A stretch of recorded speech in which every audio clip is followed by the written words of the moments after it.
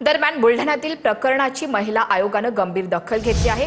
या पार्श्वभूमीवर राज्य महिला आयोग अध्यक्षा रुपाली चाकणकर यांनी राज्याचे पोलीस महासंचालक सदानंद दाते यांची भेट घेतली। सुमारे तासभर चाललेल्या या बैठकीमध्ये चिखला प्रकरणाचा तपास निष्पक्ष आणि वेगानं व्हावा अशी आग्रही मागणी चाकणकर यांनी केली। या घटनेला राजकीय रंग देऊन सामाजिक सलोखा बिघडवणाऱ्यांची देखील उच्चस्तरीय चौकशी व्हावी असंही त्यांनी म्हटलेलं आहे। यावर पोलीस महासंचालकांनी संबंधित अधिकाऱ्यांना तातडीनं कठोर कारवाई करण्याचे निर्देश दिलेत। छत्रपतींचा अपमान आम्ही कधीही सहन करणार नाही असं जरांगे यांनी म्हटलंय। केंद्र आणि राज्य सरकारनं कठोर कायदा करावा अशी मागणी सुद्धा जरांगेंनी केली। महापुरुषांचा अपमान केल्यास अजामीनपात्र गुन्हा दाखल व्हावा अशी मागणी जरांगे यांनी केली। केंद्रानं आणि राज्यानं दोन्हींनाही मिळून कायदाच केला पाहिजे। छत्रपती शिवरायांचा अवमान केला तर तो गुन्हा अजामीन पात्र असला पाहिजे। इथून पुढे म्हणजे महापुरुष असतील यांच्याबद्दल होणार नाही आणि सगळ्याच महापुरुषांबद्दल हे कठोर कायदा होणं खूप गरजेचं आहे। ते राज्याने केंद्रानं करावं। मग अशा टायमाला मला दादांची पुन्हा आठवण येते। दादा असते तर दादाने असे कठोर कायदे तरी केले।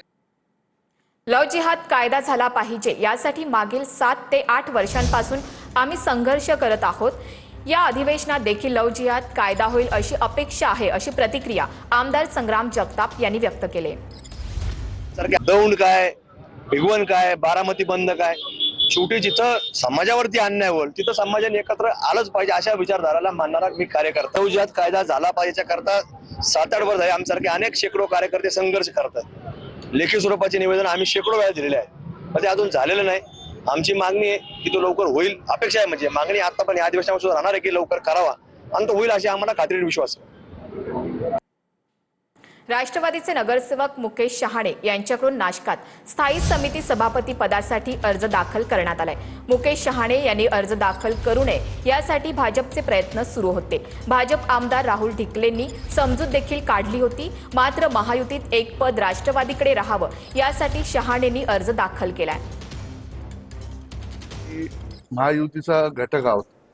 महापौर हा भारतीय जनता पार्टीचा आहे, उपमहापौर हा शिवसेनेचा आहे आणि वरिष्ठांच्या आदेशानुसार वरिष्ठ वरच्या लेवलला बोलत आहेत त्यानुसार मला त्यांनी फॉर्म भरायला लावला आणि महायुतीचं हा विषय असल्या कारणाने एक पद बीजेपीकडे आहे, एक पद शिवसेनेकडे आहे आणि तिसरं पद हे महायुतीतच राहावं म्हणून मला वरिष्ठांनी फॉर्म भरायला लावलेला आहे।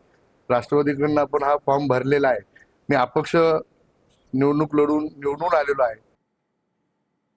डोंबिवली रेल्वे स्थानकात रेल्वे प्रशासनाच्या हलगर्जीपणामुळे प्रवाशांचा जीव धोक्यात आलाय। प्लॅटफॉर्म क्रमांक 5 वर करण्यात आलेली तात्पुरती डागडुजी अत्यंत निकृष्ट दर्जाची असून जमिनीच्या उंच सखल पातळीमुळे गर्दीमध्ये प्रवाशांच्या अपघाताचा धोका वाढलाय। कोट्यवधींचं उत्पन्न देणाऱ्या या स्थानकावर प्रवाशांच्या सुरक्षेशी खेळ सुरू केल्याचा आरोप करत स्थानिकांनी संताप व्यक्त केलाय। रेल्वे स्थानक हे मध्य रेल्वेचं सगळ्यात मोठं वर्दळ होणारं रेल्वे स्थानक आहे। मात्र या रेल्वे स्थानकावरती रेल्वे प्रशासनाकडनं हलगर्जी केल्याचा प्रकार समोर येत आहे। मी सध्या उभा आहे डोंबिवलीच्या प्लॅटफॉर्म क्रमांक 5 वर आणि आपण पाहू शकता या ठिकाणी लाद्या बसवण्याचं काम रेल्वे प्रशासनाकडनं सुरू आहे।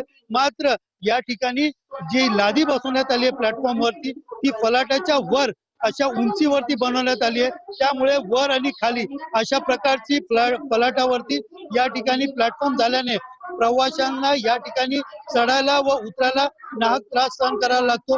विशेषतः पाहायला गेलं तर पहाटेच्या वेळेला मोठी गर्दी या ठिकाणी होत असून या उंच आणि खाली अशा जागेमुळे या ठिकाणी प्रवासी जे आहेत ते या फलाटावरनं पडण्याची शक्यता मोठ्या प्रमाणात वर्तवली जात आहे।